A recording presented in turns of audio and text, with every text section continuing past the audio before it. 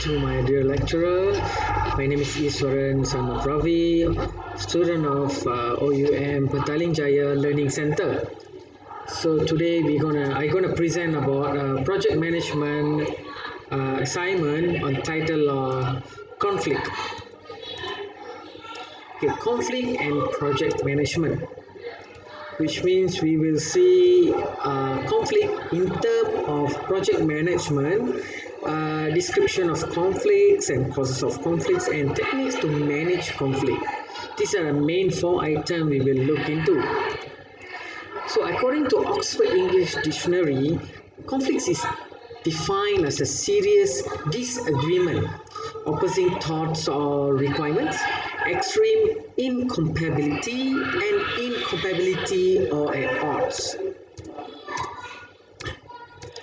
We can simplify conflicts in text in terms of project management as inevitable, which means it's an unavoidable event.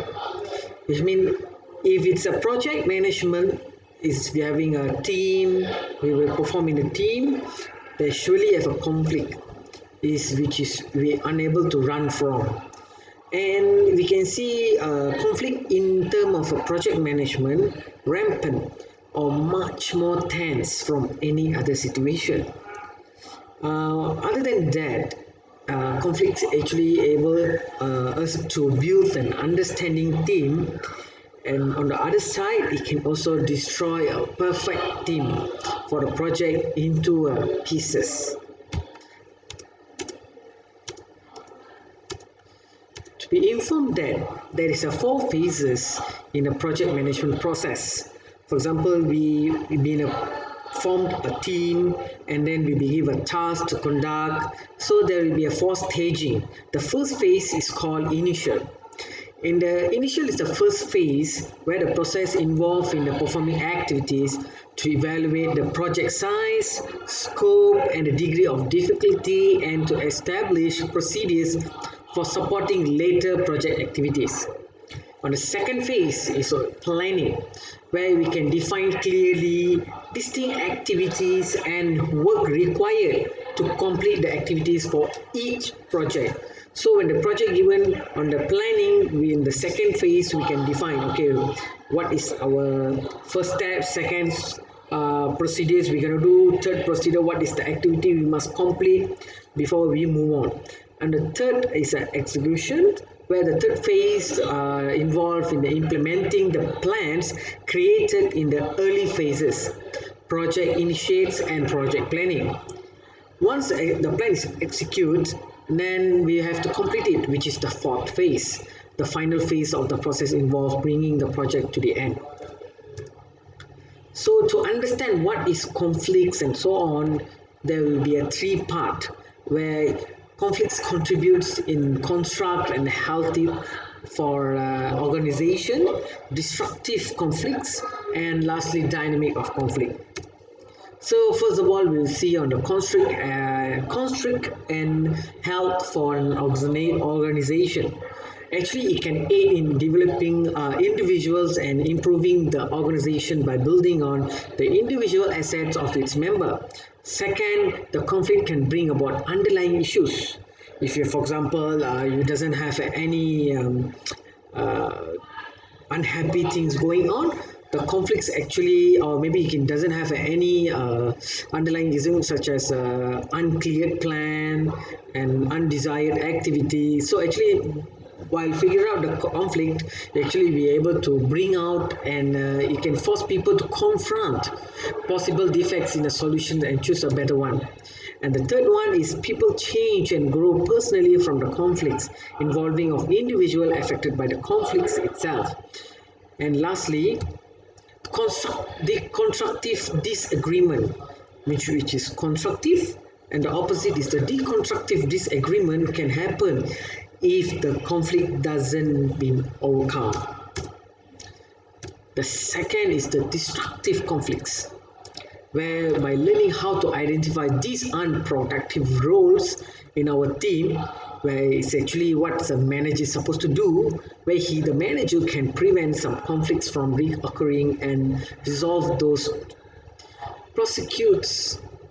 Prosecutor refers to a person who uses aggressive behavior against another person by attacking the intent victim. The third is a victim refers to a person who uses non-assertive action, such as a person who will say like, I'm not all right. So if the person will have a powerless, incompetent, desperate, afraid, and guilty. And lastly is a rescuer, who's the person going to save when the conflicts happen. The person of the rescuer actually to show the dominance over the survivor. The third and the last of the conflicts is a dynamic of conflicts, where we'll see about 6 points here, where the perceptions of goals become a concern as a success becomes a competition or does better than the other. The second is view of the another can cause tension when the mindset become us versus them, which means there's a one project involving a two different team on the opposite show.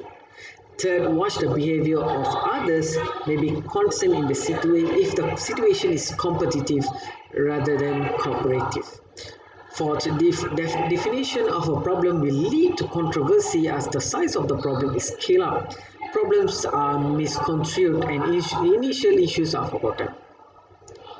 Communication in a competitive setting can give rise to distrust, and details may be concealed or missing.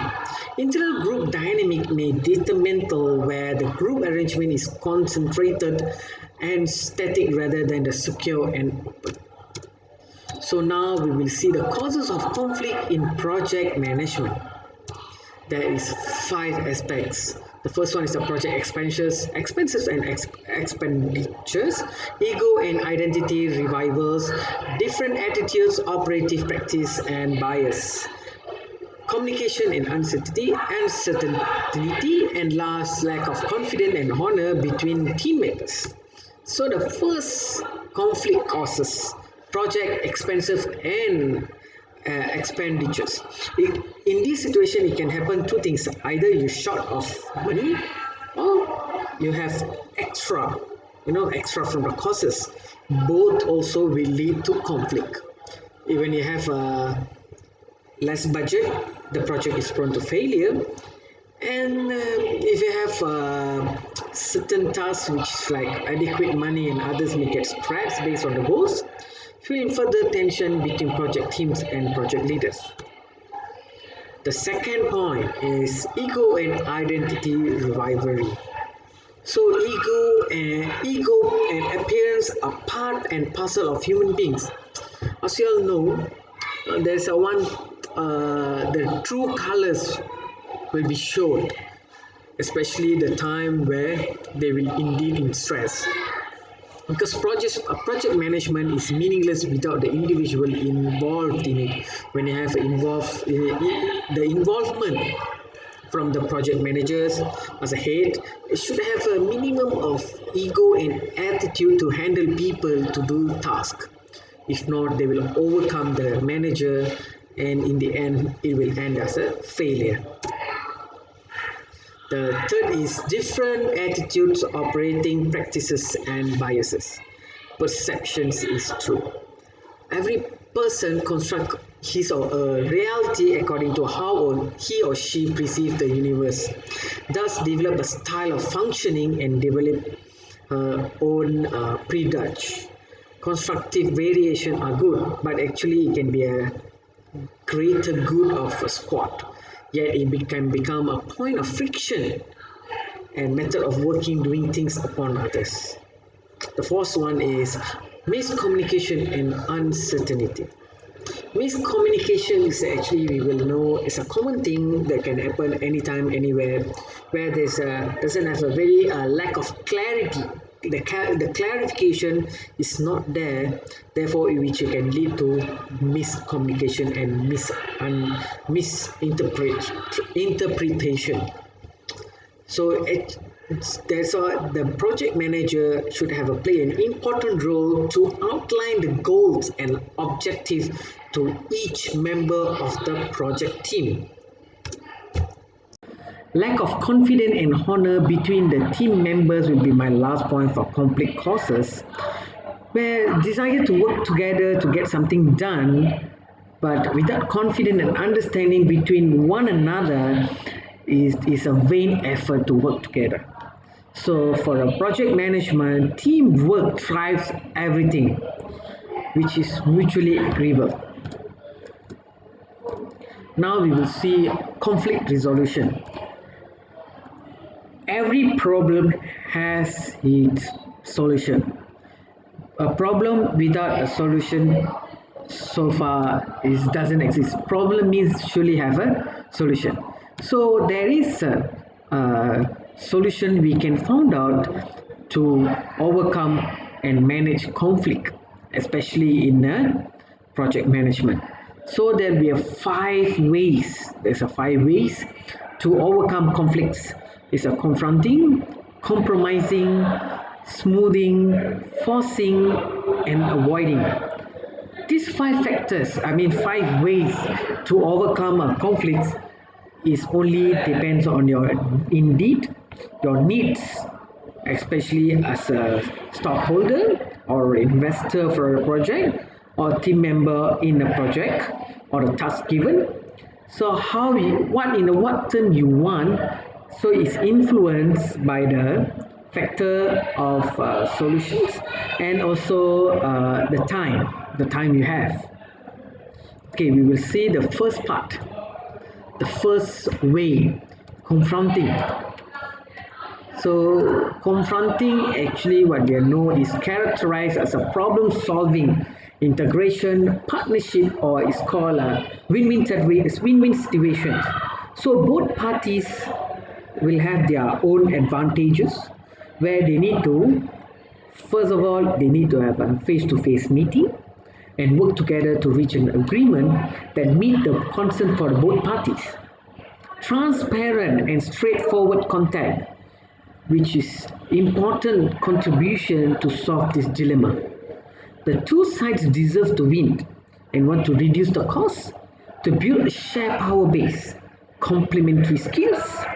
Time is appropriate, which means you have a time. So you have the time to negotiate, So the learning is the ultimate objective. The second way to solve conflict in a project management is compromising. Compromising is basically characterized as a give and take method. It's more on negotiating and mutual compromisation, which give satisfaction for both parties, and all sides give up and depart with a degree of happiness. So this one also considered as a two sides deserve to win. You are in a deadlock. The time is not enough for you, so you have to compromise. Sometimes. So you want to maintain a partnership with the people you're concerned, even though there's a few factors that you feel like you're supposed to overcome by your own way, but then there is your a factor where stopping you, which is you still want to maintain your partnership with the person, so you will have to compromise to overcome the conflicts. And if you don't negotiate, you won't get it, and there is a moderate steps.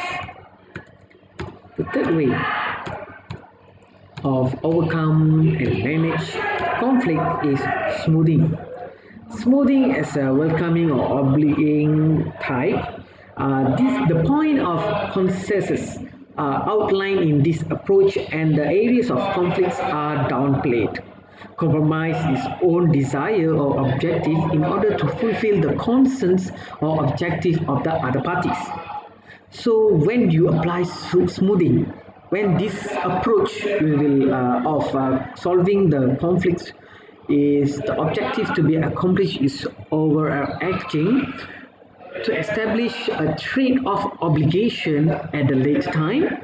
There is a low stakes, there is a limited liability. Any answer is acceptable to be vibrant and build goodwill. You have loss regardless. You are trying to buy some time. And the fourth way to overcome conflict is forcing. It's a force. You use a force to overcome. It's also known as the opposing, gowning, or overwhelming style.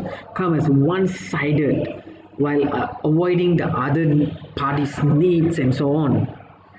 So it's a win-loss scenario. So in confronting is a win-win situation, while forcing is a win-loss scenario, where one side wins at the expenses of the other party. So when you can choose this way is to do a do or die scenario.